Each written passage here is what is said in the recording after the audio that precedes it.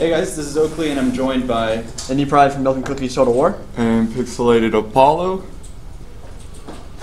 My name's Andy Hall, I'm the lead writer on Total War Warhammer 2.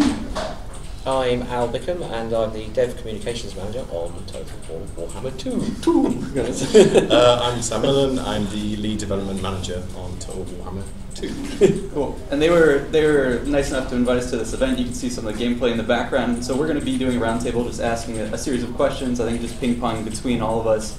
I guess I'll start and then we'll just pass it on. Sure. So just broadly speaking, the way I'm going to take the questions is Warhammer 1 was your delving into the fantasy genre. You kind of want to establish yourself. Now that you've done that, I think quite successfully, Part 2 is going to be a chance to either improve on mechanics or introduce new ones. So when I ask my questions, it's kind of going to be framed that way. Okay. So kind of generally speaking, what would be one of the main things that you think you wanted to improve upon coming out of Warhammer 1? Was there something you didn't quite have time to get to, but you're most proud of that you got to in Warhammer 2? I mean, one of the big things that we're really pushing with 2 is the vortex and the ritual mechanics. One of the kind of problems that mechanic is specifically trying to solve is the problem of the late game of Total War. So in kind of most of our previous games, when you get quite late in a campaign, you've kind of won. You know, you own half of the map. Even if you haven't necessarily completed your objectives, yeah, you're so big that you can't lose. No one can really stop you. Even if someone is quite big in size, they're not really going to do any real damage to you to be able to stop you just kind of steamrolling. It's just a case of time of just trudging through and getting to that end. So that's one thing we really wanted to tackle. So the Vortex and the ritual mechanics in Warhammer 2 in the Warhammer 2 Vortex campaign is all about this race that the four main races are performing against each other. And I kind of like to think of it as like a wacky races kind of thing. It's all very sabotaging one another, trying to go along this race to perform what that race wants to do to the vortex. And it means that even late in the campaign, you can still lose if the other races overtake you and complete their victory conditions. So it means there's a lot more tension throughout the whole extent of the campaign. But we were really careful with this to make sure that we don't make it so that is one linear route to victory. Don't want that to be the case. Total War is a sandbox, and making sure it remains a sandbox is really important to us. So if you want to kind of ignore that storyline, ignore that kind of race and just go capturing territory and getting big like you would normally, that's still a totally valid route to go down. So I think that's definitely one of the big things that we wanted to bring and address going into Warhammer 2. It's how you accrue the ritual currency that you need to cast the rituals to kind of get to those points in the race. How you actually accrue that ritual currency is also kind of very sandboxy, because you can do it through various things, through special buildings, through casting minor rites, through narrative missions, as well as capturing territory as well. So there's lots of different paths to actually tread upon this narrative. Does it kind of draw on elements from the past Total War games, like where we had Attila, like kind of a big end boss, or Shogun 2 Realm Divide, once you get too much territory? Does it kind of pick and choose and like part of those little mechanics build into this big vortex? Like, have you applied lessons learned from previous endgame scenarios to this one? Yeah, I mean, we always look back at our previous games and the mechanics there and try and find what worked and what didn't.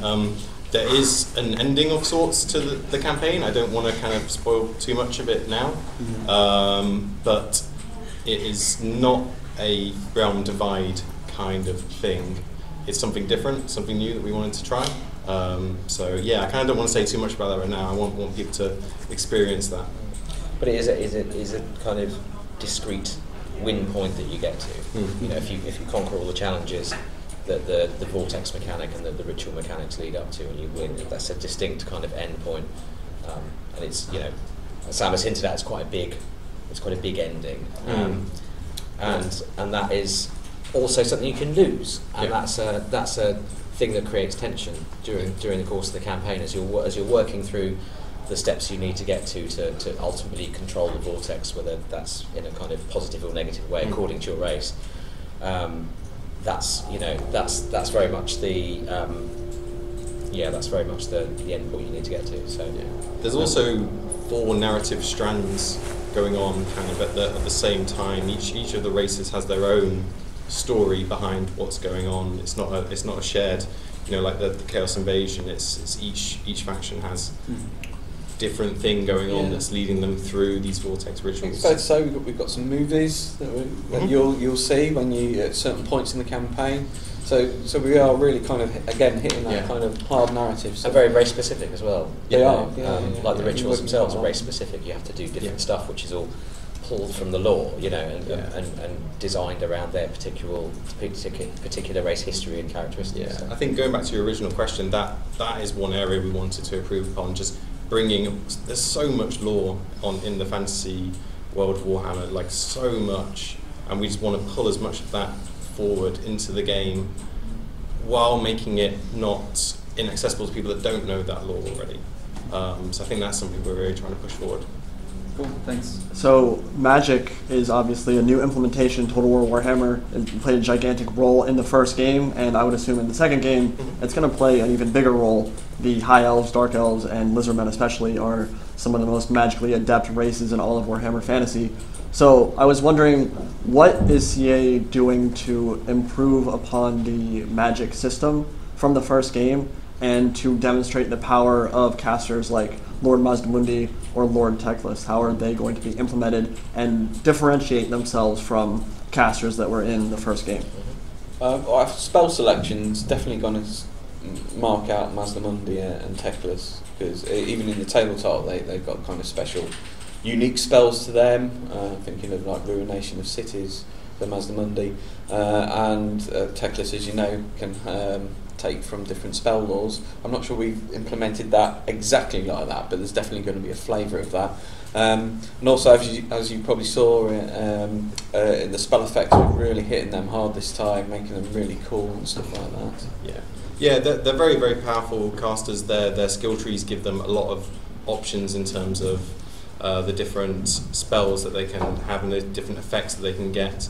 For instance, I believe Teclis has access to all of the different lore attributes for all of the laws of the magic spells. So through means like that, we can make them a lot more powerful, but also give players the ability to customize within the skill tree the way that they want that caster to work. So it means that there's lots of routes that you can take someone like Teclis down.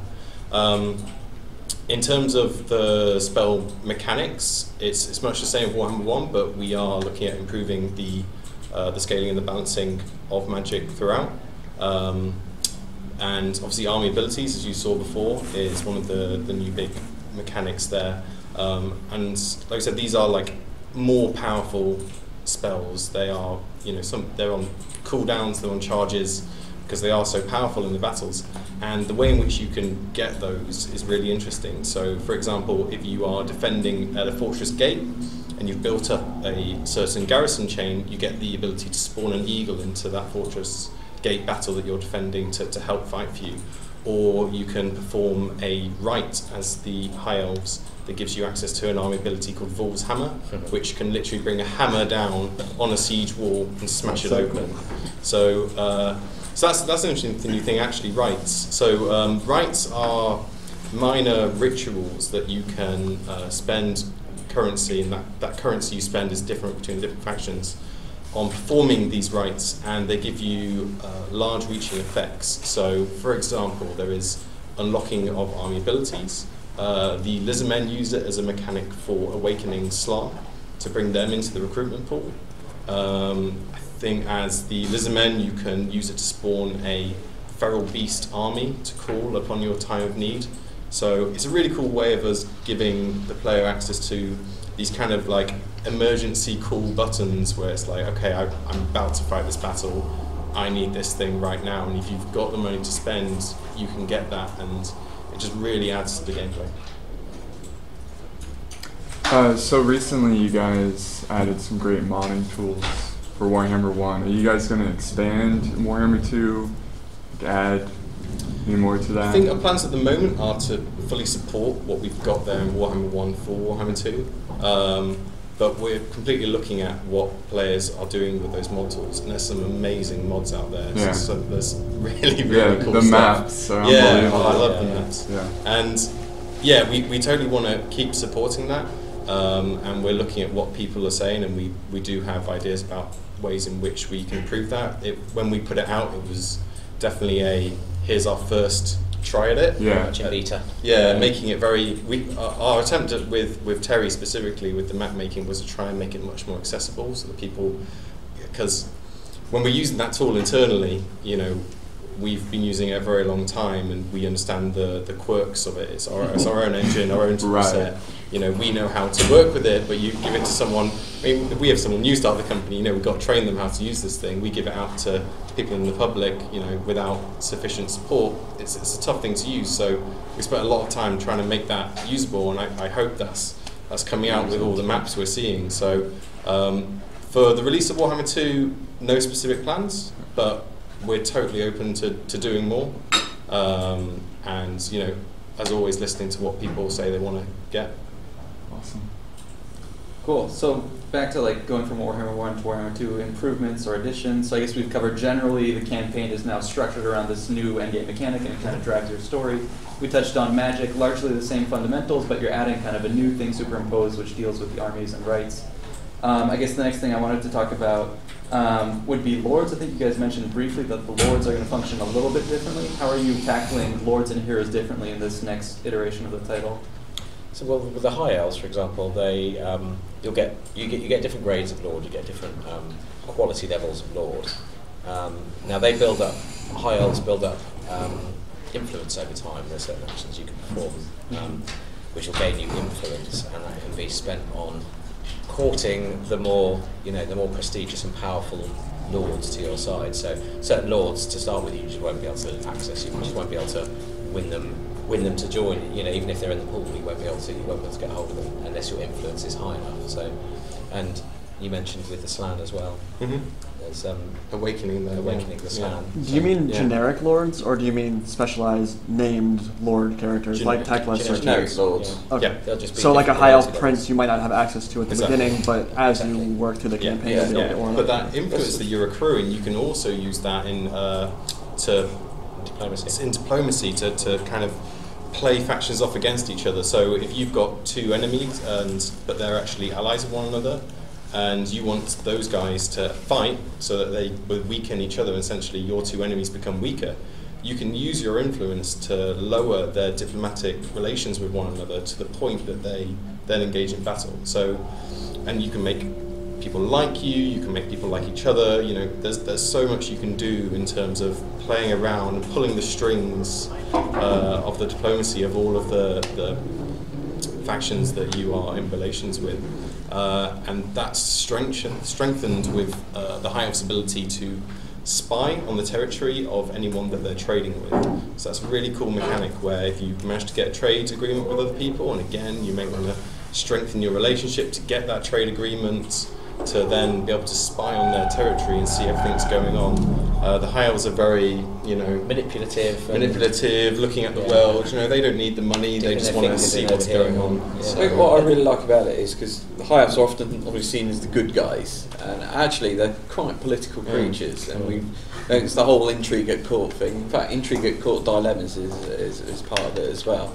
So you're going to, when you're playing High Elves, you're going to get some interesting kind of very political dilemmas that may win or lose you influence and stuff like that. And like we say, we can then use the influence in other places. So the High Elves aren't just going to be this straight cut kind of empire-like, it's a standard role. They're definitely their own character as well. Yeah.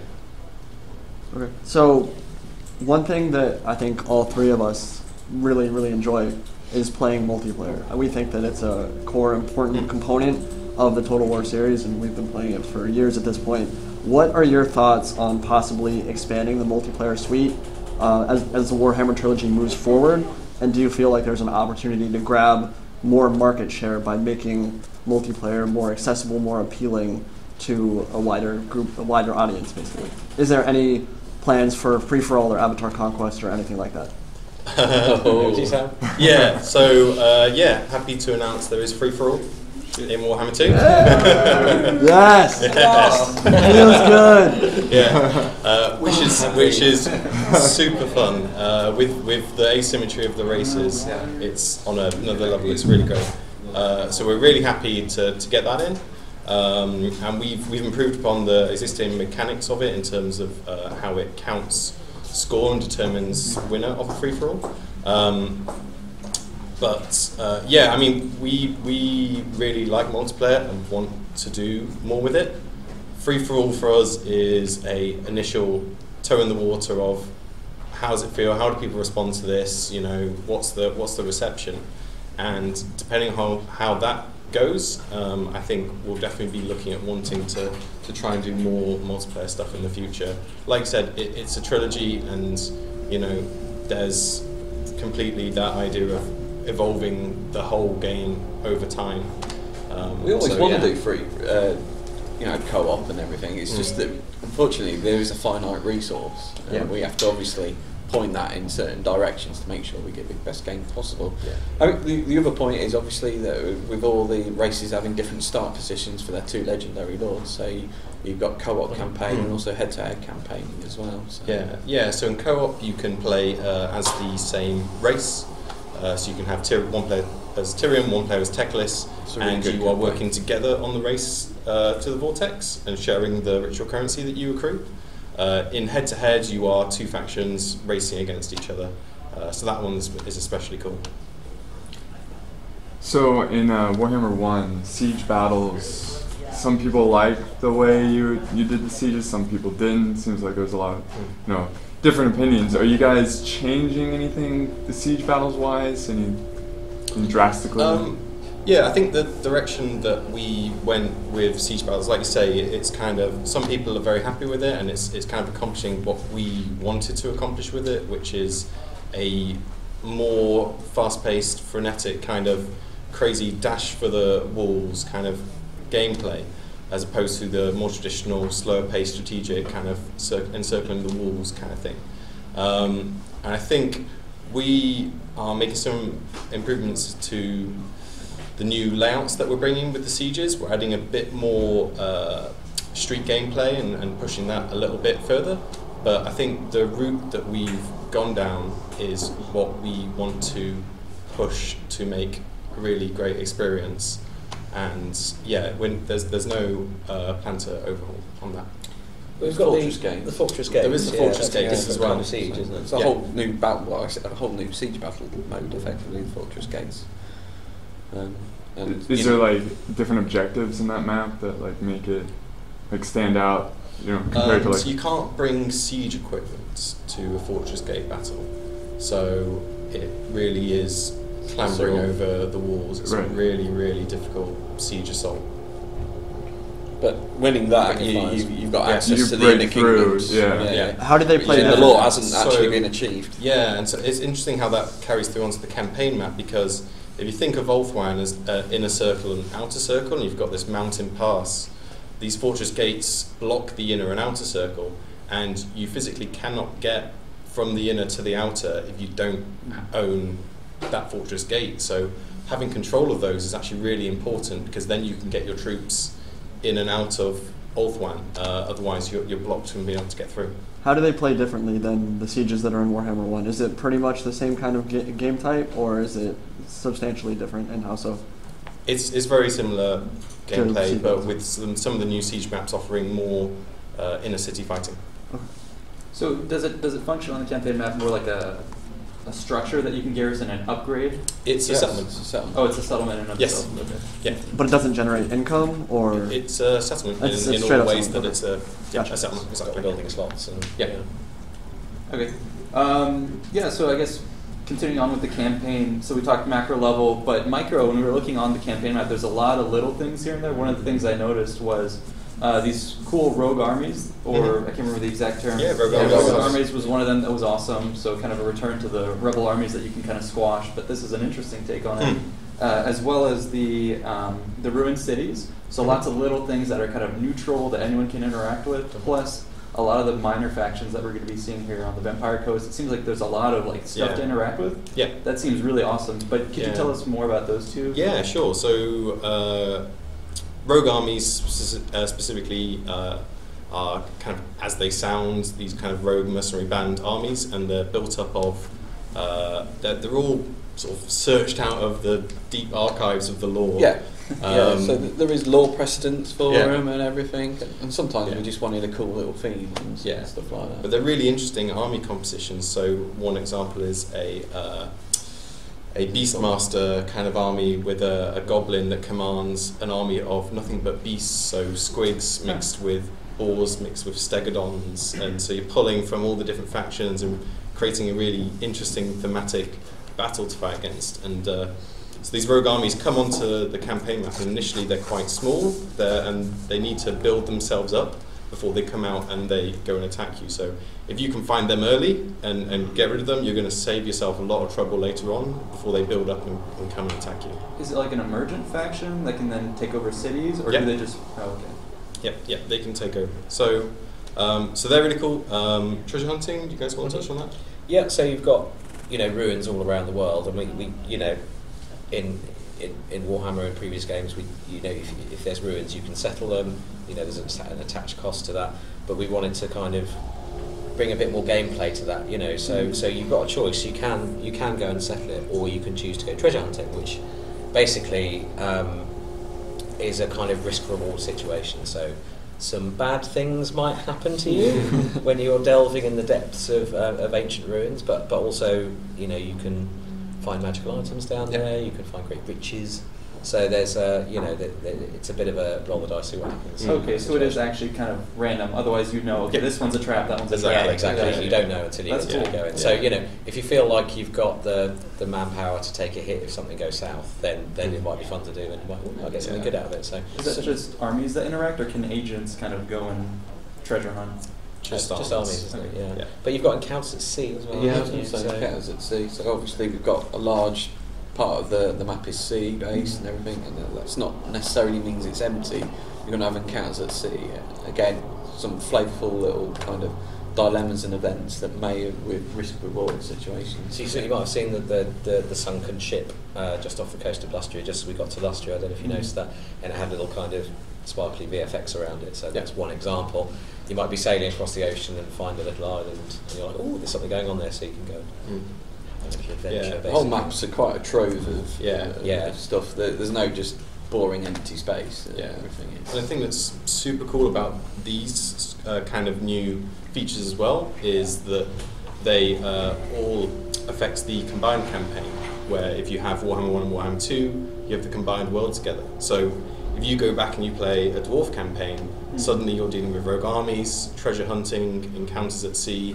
You've got the universal territory capture, so the whole world is capturable with different suitability of regions as to whether they're good for you or bad for you. So going back and playing those factions is a whole new game. It's going to feel very fresh. It's not your Empire campaign between the old world campaign and between the combined campaign is going to feel very different. The world's going to feel, and even just all the much more small vibrant things that we're doing, like UI improvements and everything like that, all makes those campaigns just better to go back and play. But that's only if you own 1 and 2. Correct. But if you just own 1, that's not on the menu right now. That's right. But for an Empire player like me, it's really exciting to go, right, working in Adolf, I'm just going to pop across the sea and try have a go at taking Lustria now. That's cool. So similar to Game 1, similar to Game 1, Game 2 is going to have a huge emphasis on dragons, maybe more so than Game 1. High Elf Star Dragons are the pinnacle of monsters in Warhammer Fantasy. They can take on the mightiest greater demons of chaos. They're crazy. What has been done in Total War Warhammer to maybe revamp or reimagine dragons, and how are they going to play differently in terms of mechanics, playstyle, than the zombie dragons and the forest dragons of Game 1? And is anything being done about the dragons in Game 1? Will they be changed at all? So they get fire breath. Everything gets fire breath, and we're putting that. I guess it's not fire for all of them, but breath. Okay. breath Necrotic breath if it's a zombie dragon. Yeah. But they're going to have a nice in-flight breath attack now. Which makes them, previously they always, they fly along, but they need to go down to melee to engage. So now they can fire from the sky. It makes them a lot more harder to deal with. Is that an active ability that you kind of line up like a breath spell, or castable ability? Okay. Yeah. Cool. Yeah, active ability, exactly. So for getting to one world to the other, is there going to be like some naval, like how exactly is that going to work? Is there a way to like blockade other like trying to get, you know, preventing? So just traveling across the sea. Yeah. Traveling across the sea is transport ship kind of gameplay and auto resolve with 2 ships coming to contact. Okay. Yeah, we've definitely chosen to focus our efforts on land battles and where Warhammer's strength really is. But that's not to mean that the sea gameplay is devoid. There's, as we mentioned, the encounters at sea. There's storms that roam around on the oceans. They move between turns around randomly to varying strengths, so you've got to watch out for where they're going to be. There's reefs and maelstroms at sea, which are areas that will damage you, you've got to watch out for. There's also a certain race that's really good in the sea, but I can't say any more about that at the moment. Yeah, no, that's interesting. So it's more about like planning and just like, you know, you can set up this huge army, but if you don't plan ahead, then you can lose into you know, disaster. Yeah. Worst things happen at sea. Yeah. Especially Warhammer. So in the gameplay we saw, and you guys showed us the Lizardmen, the High Elves. So we played the Lizardmen, so we got to see a bit of the Rampage. That was a cool mechanic, a nice new twist on it. Can we expect something similar for the other new factions, that they'll each have their own kind of different approach to battle like that, or will they be more traditional? Yeah, each faction plays quite differently in battle. The High Elves they're really all about the defense. They have martial prowess, which is when their health is above 50%.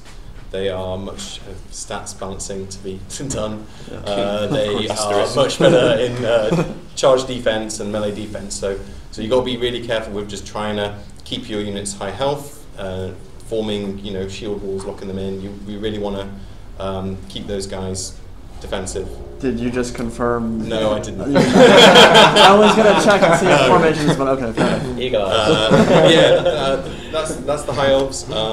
We're not talking about the other factions right now, but their gameplay is equally as different in battles, and we'll get to that more later.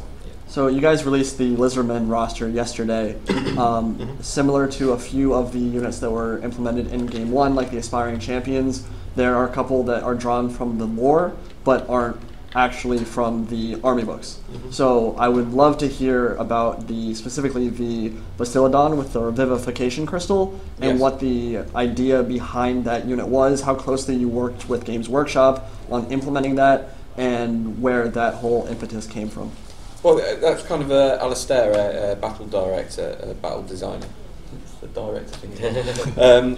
He wanted, he kind of spotted, he wanted something else for the Bastiladon to do. We couldn't quite get the swarming working as yet for the Ark of Sotek. The Ark of Sotek. So we wanted to work on something else, so a healing platform. So me and Alistair working on it, and then we kind of pitch it to Games Workshop, and we have a very good relationship, as we've said numerous times before, we have a really good relationship with Games Workshop. They're really happy with what we do, and they were like, that's cool, and it's so, fitting. The Revivification Crystal. Very hard to say. I know, I came up with the name, and now I can't say it. I think the key to kind of working in the lore, making something new in the lore, is if you're kind of you know what the lore is and everything. So if we said to Games Workshop we want a blue flying dwarf, they'd probably say no. Probably not. As cool as that would be. Wow. It's a sensitivity. But if we say conditions, actually we want a cool new crystal kind of ability for Bastiladon, they're probably going to say yes. Can you expand on how it works in combination with the Rampage mechanic? I can't, to be honest, at the moment. Or what? I mean, it will rampage because it's. Does it just heal units, or how does the unit function? I believe it's an AoE healing. Yeah. Like there's a an aura. Passive, It's an aura. passive It's a AoE passive aura. healing aura. Yeah. Yeah, so they'll still rampage, but they'll heal when they're fighting. So, yeah. So, out of all of the monsters and creatures in Warhammer, which one is your spirit animal? Skink! The one from the trailers. Let's see. We kind of happiest lined up Yeah. here. We got Ragnarok, Ragnarok, Skink, and Slan. So, Can say, I'm not sure.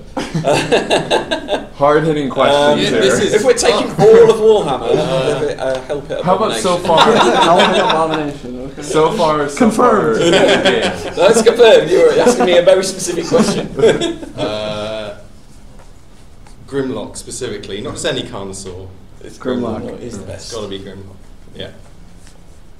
Do you get a Saurus Oldblood riding you then? No, just Crocodile.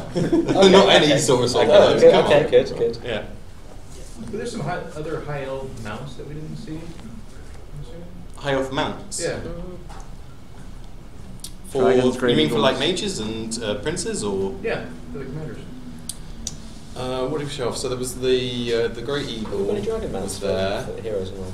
No, the I will. want to say yes. Oh, we haven't released the roster yet, so I'm not sure how much we can say. Yeah, I think Guys. more info on that coming later. But yeah, lots of stuff. Yeah.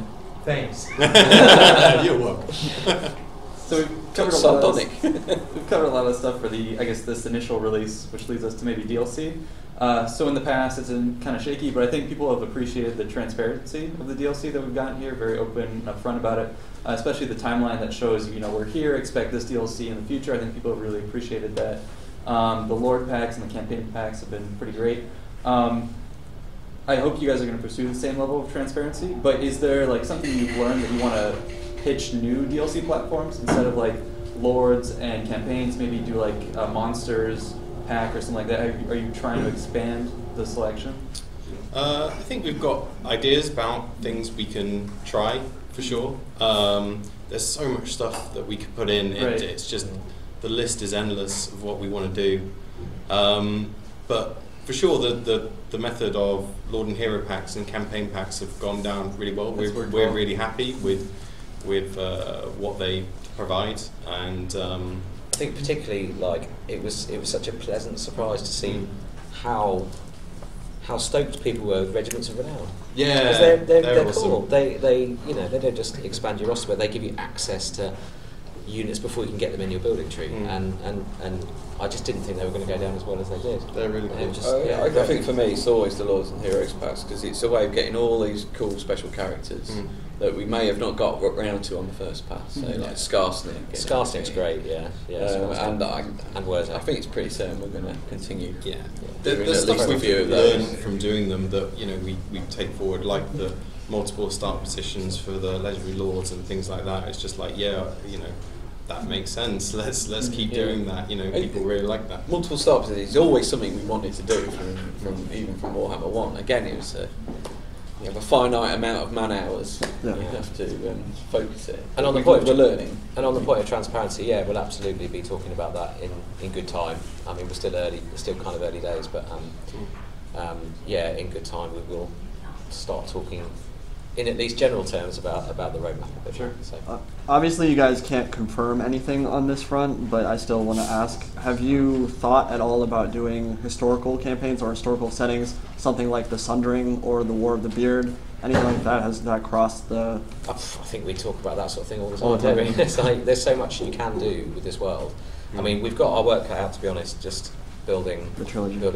Yeah. And who knows what we can do later. Once the big map's complete, maybe that's something we can come and think about. Yeah. Cool. I think we've covered the breadth of it. Do you have a last question? Let me try to think of something. Just to end it on a light note. I have... You got something? It's been asked a few times since the games come out, since the first game came out. Where's Krell? Well, doesn't Kemmler ask that all the time? I think he does, yeah. Where is Crow? Where is That is a Krell? question. It's an interesting... Is that your theory for old friend? I think he's on holiday. I think he's on I holiday. don't think he's been dug up yet. Ah, okay. Maybe. Well, I guess Where is Crow? Where's Krell? Where's Krell? I would love to know. I It's missed the very guy. existential. I missed the It's an guy. existential question. Thank you very much for the time. And Thank you, I really guys. appreciate Thank you. it. Are there any parting things you guys are dying to let us know? And close Oh. this Anything Dying to let you know. Is there anything we missed that you guys want to tell us? To wrap my brain. We've covered quite a lot, haven't we? We didn't talk about geomantic web. That No. might be worth touching Yeah. So Geomantic Web is one of the main fractional features for Lismen. So I'll go to the lore expert first for an explanation of the Geomantic Web. Cookies here. Geomantic Web, so it's basically a lattice of power that the slan effectively sit in their star chambers at the top of the ziggurats and talk to each other by. As we enter the Vortex campaign, it's kind of fallen into disrepair due to there's something spoilery that's happened to the Vortex. And so part of your campaign gameplay is building up and aligning the Geomantic Web. So the more kind of temple cities you own, the more you can build that power, build that connect them up like a big like a line diagram. So you want to build up your cities where two ley lines connect, and if the power between them is based upon the lowest level, so if you have a level 3 and a level 2, that's a level 2 power, and that means that the commandments being issued in both of those settlements will perform at a level 2 rank. So you want to try and get your cities to a higher level, connect the ones that connect and get them higher so you can perform more powerful commandments. So there's lots of interesting gameplay and trying to work out, okay, I've got this city, so therefore I want to connect with this one, so I've got to go and get that one and then build them up, and fighting against the Lismen player, you want to take out his connections to power him down. So yeah. It's a totally different way of kind of playing, and again, it's using that kind of asymmetric. And it gives you a sort of unusual expansionary choice to make as well, because there's all these ruins. You can rebuild temple cities in those ruins, but this one over here might look like an easy one to grab because it's in a safe point. But are you going to be able to? You've got a big, powerful geomantic web going on over here. Is there kind of any point should you be getting a close one, even though it's harder to get? So you can link it up with the web and instantly, build it up and get access to those high commandments. So it gives you some interesting choices to make about where you're going. So. Yeah. How does it work in? I can't believe I'm asking you this. How does it work in co-op with the geomantic web if you've got 2 Lismen players? That's a good question. That is a very good question. This is concerning, guys. I think each player. Do you have your own web? I'll go check. Get back to you on that one. Yeah, back to you on that Sounds one. good. Well, thanks, guys. Thanks for the time. Thank you very much. Appreciate it. Cheers, guys. You're welcome.